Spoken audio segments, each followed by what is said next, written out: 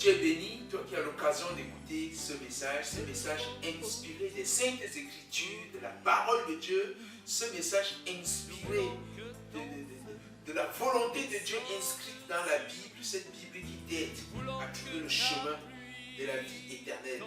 Ce message, cet entretien porte sur le thème « N'interromps pas l'onction, ne coupe pas la chaîne de l'onction ». Il est inspiré d'une portion de la vie de Élisée et de son serviteur Géasi. Nous prenons cette portion de 2 Rois chapitre 5 et nous sommes là au verset 26 et verset 27. Il répondit, ton serviteur n'est allé ni d'un côté ni d'un autre. Mais Élisée lui dit, ma pensée n'était pas absente lorsque cet homme a quitté son char pour revenir à ta rencontre. Est-ce le temps de prendre de l'argent et de prendre des vêtements, puis des oliviers, des vignes, du petit et du gros bétail, des serviteurs et des servantes? La lèpre de Naaman s'attachera à toi et à ta descendance pour toujours. Et Géasi sortit de sa présence avec une lèpre comme la neige.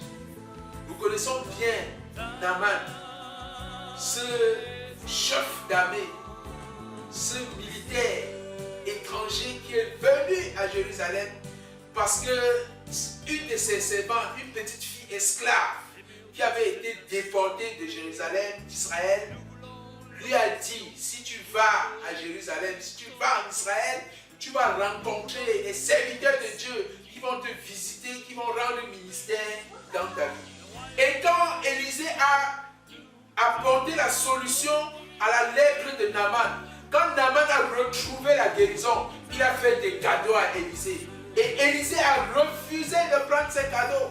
Il a dit à Naaman de repartir. Le serviteur d'Élisée, Géasi, s'est sûrement dit, voilà une occasion de s'enrichir.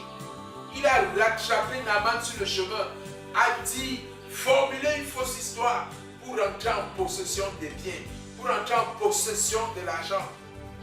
Et Élisée va lui dire, est-ce que c'est le moment de courir après l'argent, après les vêtements, après les présents? Est-ce que c'est le moment de prendre les choses aux serviteurs et aux servants, le gros, le menu bétail? À cause de cette désobéissance de Géasi, l'onction va être rompue. Souvenons-nous que Élisée a été au service du prophète Élie. Et que dans l'obéissance et la recherche de la face de Dieu, Élisée a bénéficié de la double portion de l'onction d'Élie. Oh, voilà son serviteur Géasi, qui ne va rien recevoir.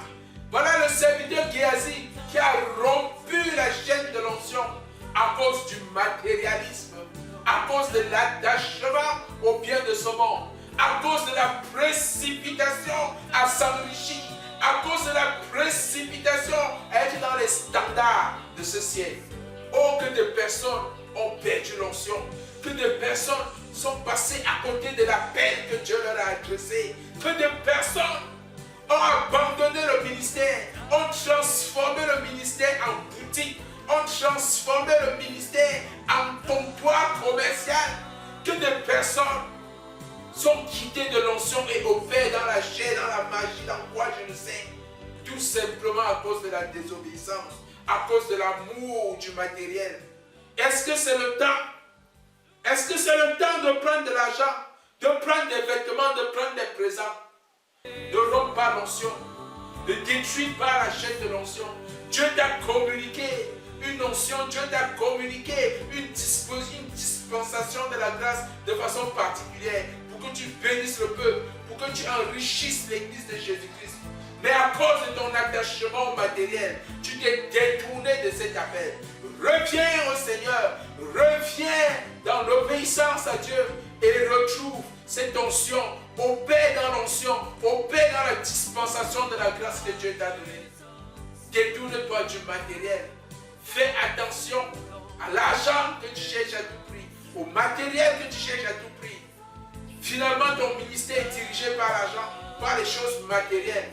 Le Seigneur dit, fais attention, ne romps pas l'onction, ne détruis pas l'onction, n'efface pas, ne cache pas, n'enfuis pas dans le sac, n'enfuis pas dans les inquiétudes de ce siècle, n'enfuis pas dans la recherche du matériel. La dispensation de la grâce que Dieu t'a donnée, c'est pour la bénédiction du peuple. Occupe-toi des brebis, rends ministère, Dieu va s'occuper du reste. Il vient d'en haut, ces choses vont courir après toi. Tu n'as pas besoin de développer des stratégies, de tordre la parole de Dieu pour que ces choses viennent après toi. Que Dieu te bénisse pendant que tu rends ministère, pendant que tu libères l'onction, pendant que tu opères dans la dispensation que Dieu t'a donnée, en recherchant simplement le salut d'une âme, l'édification d'un enfant de Dieu. Sois béni et que le Saint-Esprit t'élève au moment venu, au nom de Jésus-Christ. Amen.